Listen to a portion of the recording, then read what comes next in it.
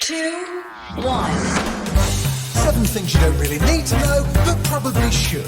I'm Jamie East, and this is the Sunday 7. In today's episode, miraculous virgin births in California Condors, the success of the HPV vaccine, and Microsoft eyes up the Metaverse. But first, it was on this day in 1908 that Professor Ernest Rutherford announced in London that he'd isolated a single atom of matter. He found that the atom's mostly empty space, with nearly all of its mass concentrated in a tiny central nucleus, changing the study of physics forever. 7. Conservation scientists at San Diego Zoo Wildlife Alliance have found that critically endangered Californian condors can reproduce without mating. During a routine analysis of biological samples from 2 California condors in the zoo's managed breeding program, the scientists found that 2 of the condor chicks had hatched from unfertilized eggs.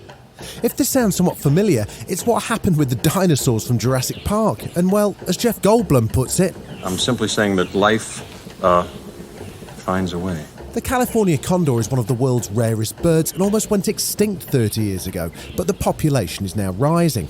Cynthia Steiner is co-author of the study and said that each condor chick was genetically related to its mother, but neither bird was genetically related to a male. It came as a big surprise, to be honest. So we didn't expect to find any of this. It was about validating these results, because when we found this, it was more for us something that it was related with maybe errors in the way we were genotyping or getting the genetic information from these condors. It was about, redoing a lot of the genetic testing just to make sure that it wasn't really an error. And it was more about understanding the biology of birds in general. And at that point, we realized that this might be a possibility as well in the reproduction of birds. So we put all these pieces together, plus the information that we got, as I said, from all this genetic data that we have from 30 past years of collecting genetic information from California condors. We put the pieces together, and it was like an eureka moment. Okay, so this is really happening. This process, called parthenogenesis, is known in other species like reptiles and fish, but in birds it's very rare, in particular in wild species. The development's also unique because there were fertile males present, but the asexual reproduction just happened anyway. Knowing that this is not like a random individual we found, this is 2 individuals from 2 separate families, so that were able to be generated using parthenogenesis, we might think that this is not as uncommon as we thought before.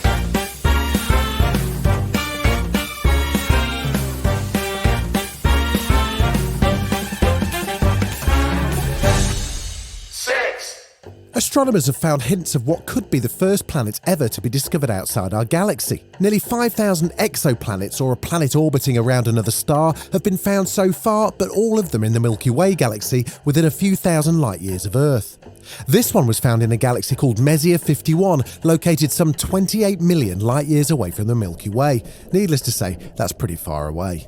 The Saturn-sized planet was discovered by NASA's Chandra X-ray telescope and a team led by Dr. Roseanne DiStefano. There are a number of special things about it, but I would say probably the most important to me is that it is in another galaxy. So it has extended the reach of our searches for planets by a factor of more than 1,000. Dr. Brad Tucker, an astrophysicist from the Australian National University, spoke to Sky News about the discovery, and as he puts it, it's important just to know that now other galaxies potentially have them, because the question's always been, is our galaxy unique? Or do all these galaxies have planets, and then that number becomes so much higher, trillions and trillions of planets, that question of, is there life or other Earths, obviously becomes an important one and a bigger number now to think about.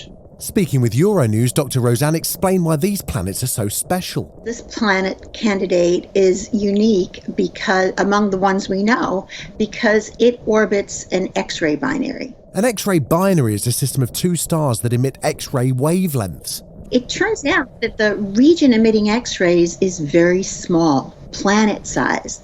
So we realized in 2018 in a paper that Nia Amara led and I co-authored, that this small region would be totally eclipsed by the passage of a planet. Using this technique, the researchers are hoping to discover even more secrets of the universe. It can be used in other external galaxies, and it can even be used in our own galaxy, where we can now, with this method, find planets that orbit more massive stars than we have able to do so far.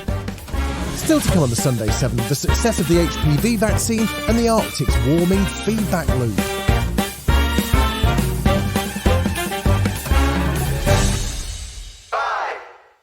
According to a new study, the human papillomavirus, or HPV, vaccine is cutting cases of cervical cancer by nearly 90%. Nearly all cervical cancers are caused by viruses, and the hope is vaccination could almost eliminate the disease. Kate Sanger from Joe's Cervical Cancer Trust talked to BBC Breakfast about the study. This study is just amazing. It's the first time we've got real-world proof, really solid evidence of the impact of the vaccine in reducing cases of cervical cancer. We've never had that really clear link demonstrated before. So hopefully what this is going to show is for teenagers, parents, people who are unsure about the vaccine, might have questions, that vaccines really do work, that the HPV vaccination can stop cervical cancer from developing in lots and lots of cases, and it's going to save lives, and that's just such an exciting thing. The researchers have said that the success means those who are vaccinated may need far fewer cervical smear tests too.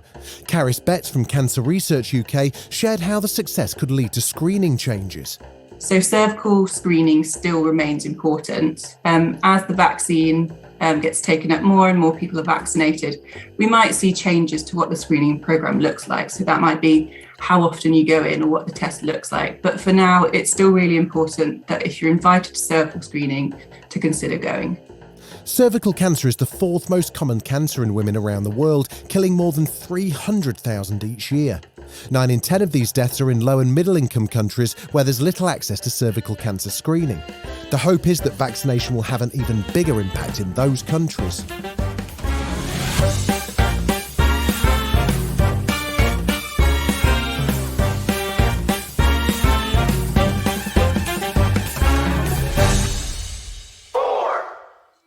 As world leaders gather in Glasgow for the COP26 climate change conference, research is showing that an Arctic feedback loop could catapult the world into a climate disaster. What happens in the Arctic doesn't really stay in the Arctic. It does impact the rest of us. And I think that's a lot of what scientists are trying to do, is just better unravel all of these teleconnections between various components in our climate system. That's Dr. Julienne Strove, an Arctic ice expert and senior research scientist at the National Snow and Ice Data Centre, speaking with Now This Earth. We've always known that if we started seeing warming happening in the Arctic, you could generate this positive feedback loop whereby warmer temperatures will melt more snow and more ice, which then allows the water underneath the ice, for example, in the ocean or underneath the land, that is a lower reflectivity, so it actually absorbs more of the sun's energy, and then that can then melt more snow and ice, and you get this positive feedback loop. And it's also one of the reasons why the Arctic is warming 3 times faster than the rest of the planet at the moment. And it's not just melting snow and ice we need to worry about. Melting permafrost causes another type of feedback loop. We know that the frozen ground contains at least twice as much carbon than what's in the atmosphere today.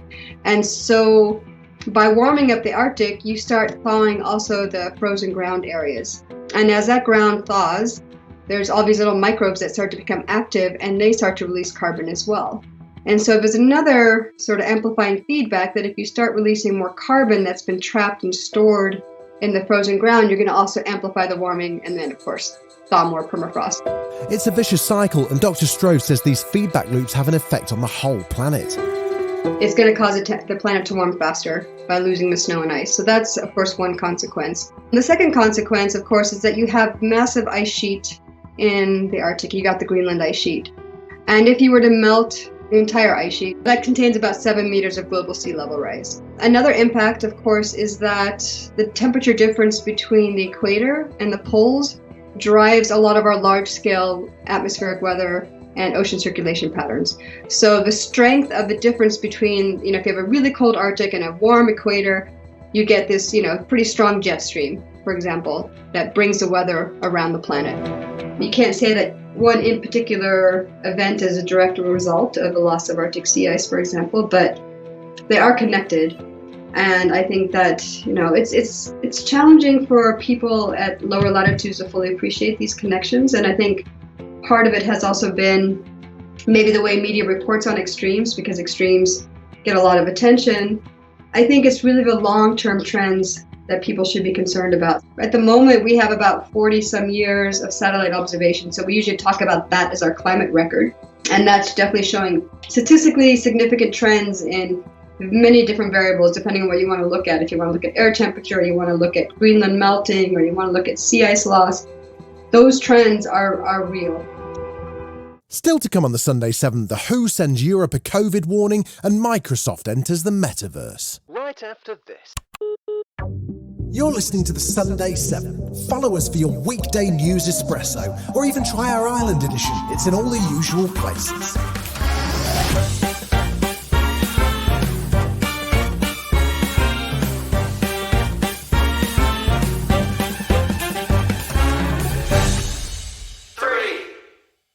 With their vibrant yellow cups and petals, daffodils have long been considered one of the first signs of spring. But they're more than just a group of pretty flowering plants, they actually have super healing properties.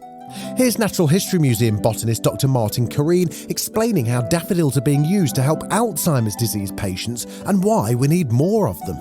Alzheimer's is a disease where the brain gradually breaks down, causing various cognitive and behavioural problems, even death. One of the drugs that's helpful in relieving the symptoms is called galantamine. In the right dosage, it can help offset some of the changes Alzheimer's causes in the brain. Galantamine is named after Galanthus, the Latin name for snowdrops, because that's where it was first discovered.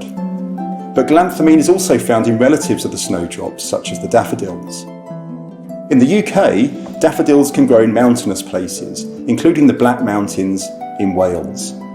Evidence suggests that growing them at altitude might make the plants produce more galantamine, which means more medicine available for patients.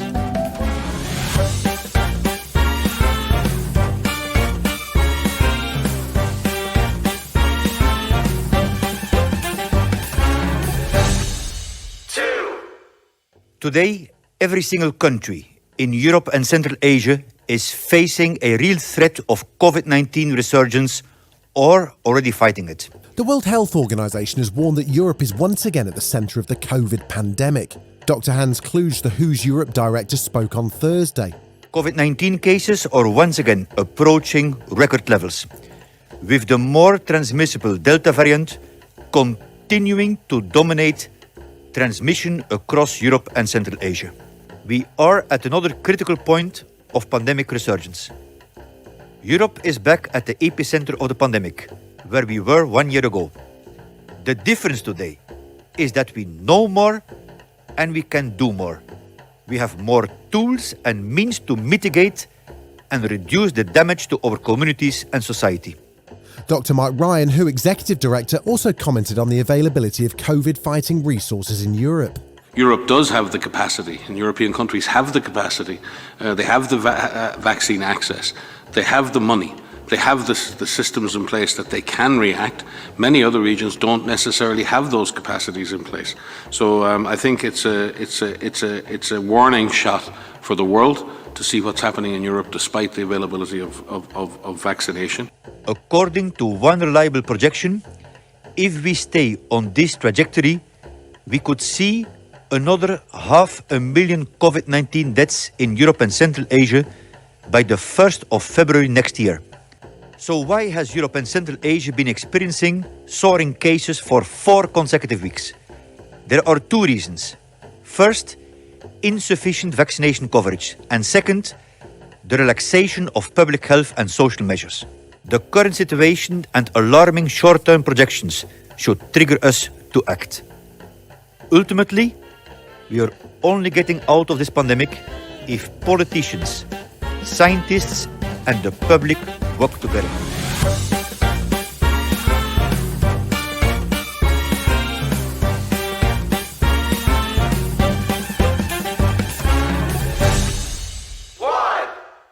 Last week we were talking about Facebook's big rebrand to Meta, and just days later Microsoft announced they too would be entering the Metaverse race with 3D avatars and immersive meetings. At Microsoft's annual gathering of technology leaders, CEO Satya Nadella explained the company's virtual world plans and how Teams will play an integral role.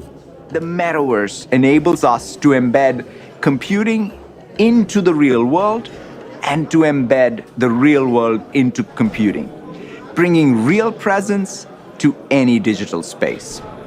For years, we've talked about creating this digital representation of the world, but now we actually have the opportunity to go into that world and participate in it. What's most important is that we are able to bring our humanity with us and choose how we want to experience this world and who we want to interact with. Microsoft is bringing Mesh, a collaborative platform for virtual experiences, directly into Microsoft Teams next year. It's part of a big effort to combine the company's mixed reality and HoloLens work with meetings and video calls that anyone can participate in thanks to animated avatars. Despite the hype around the metaverse, Microsoft President Brad Smith is taking a careful and measured approach to the new technology and shared his thoughts with Reuters. The cloud is ubiquitous. I don't know whether the metaverse will be equally ubiquitous, but at this point, I think what really matters is that we focus on making it useful and helpful for people in their lives. The one thing we cannot do is just move forward to the metaverse without cleaning up the problems that exist on the internet today and without learning the lessons from that work to build a metaverse that is safer, more secure, more private, more respectful even of humanity's needs. I think right now we're all talking about the metaverse as if we're entering some new dimension. This is not like dying and going to heaven. We're all going to be living in the real world with people. I think it's important that we use the hype to build enthusiasm where enthusiasm is appropriate, but we not let the hype obscure that these are all parts of long-term technology trends. What you're going to see is, there's Facebook's version of the metaverse. There's Microsoft's version of the metaverse. There will be Apple's version of the metaverse. There will be Google's version of the metaverse. Everyone is going to be entering this. This has been the Sunday 7. Wherever you're listening, do us a favour and hit the follow button. We'll be back tomorrow at 7 a.m. with the regular Smart 7. Have a great rest of your weekend. Written, produced and published by Daffod.